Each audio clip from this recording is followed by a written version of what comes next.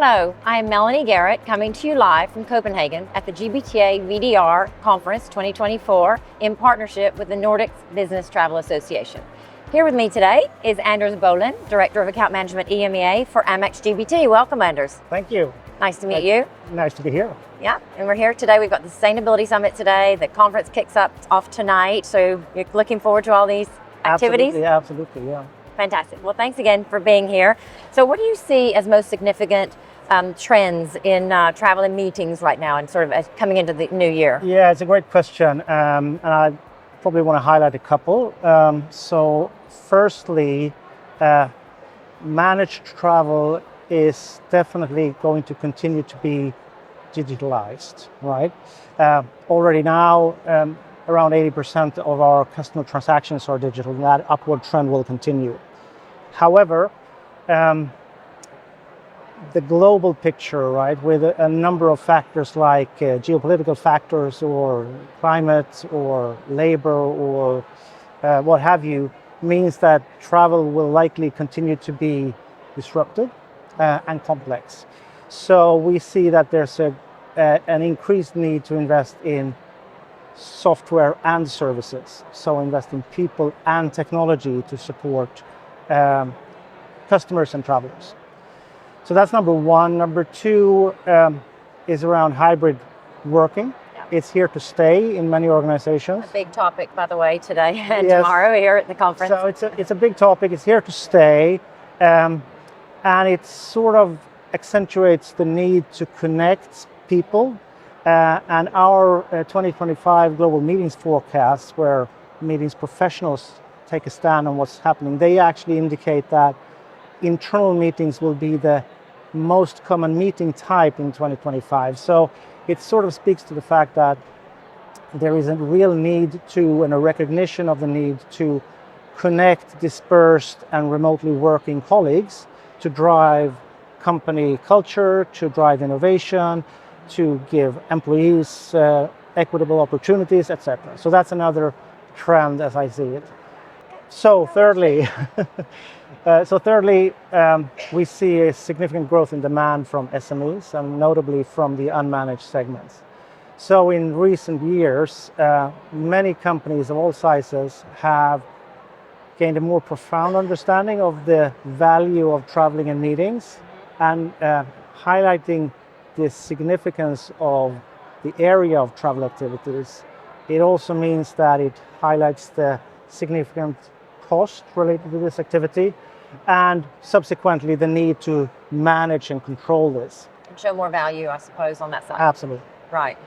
Yeah, and that's the SME sector is a massive focus for most of our suppliers here at GBTA. It's a focus we've talked a lot about at our convention this year, and we'll focus on a lot here this week in Copenhagen. So what do you think the key priorities are for travel managers for 2025? Well, I'm sure it's a list, right? It's probably a pretty long list, but sustainability will definitely be a key focus, right? So as emission targets draw us closer, customers will need to take action. And we find a lot of customers are talking to us about carbon credits. Uh-huh. So carbon pricing, I should probably say, which is driven by the need to take action, but also partly driven by legislation. We see, for example, in France, they were the first country to put restrictions on short-haul flights, and we see other countries following on. So we can support customers in a number of ways with future-proofing their program. Carbon pricing is a way to make the travel program a tool to use to achieve your overall enterprise sustainability objectives. And when I say sustainability or carbon pricing, what that means is really you put a price on a carbon activity like booking a flight. And then for every transaction, you accumulate money, you grow a fund, and that fund can subsequently be used to invest in low carbon or zero carbon activities like buying SAF or investing in carbon offset programs.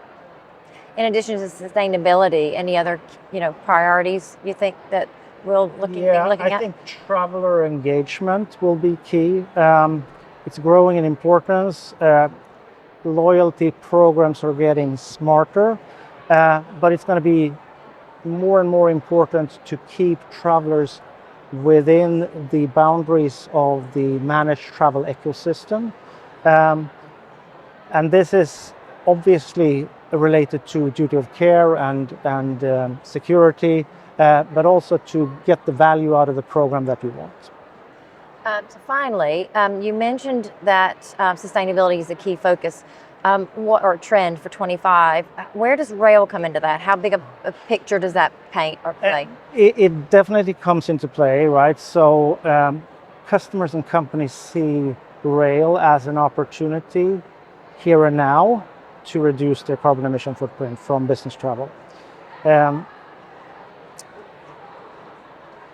Rail, there are studies showing that you can achieve 90% plus emissions from shifting from plane to train, right? So what we call the modal shift.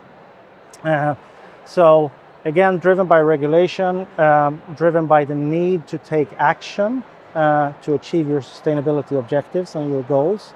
And taking actions can mean a number of things, right? It can be understanding the business case for modal shifts, right? So the savings from not having to take airport transfer, for example. But it can also mean company culture and policy things like productivity on board, but also the longer allowing sort of extended travel times without additional pressure might require you to revisit your policies. So rail is a hot topic, but it doesn't come without challenges, as you know, right? So interoperability remains a big challenge.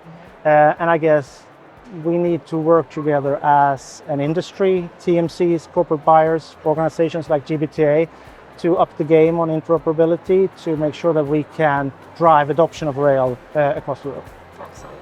Well, sounds like you've got a lot to work on for 2025 at Amex GBT. Sure. Thank you, Anders. With that, I'm signing off. Again, it's Melanie Garrett from GBTA Europe 2024 in Copenhagen.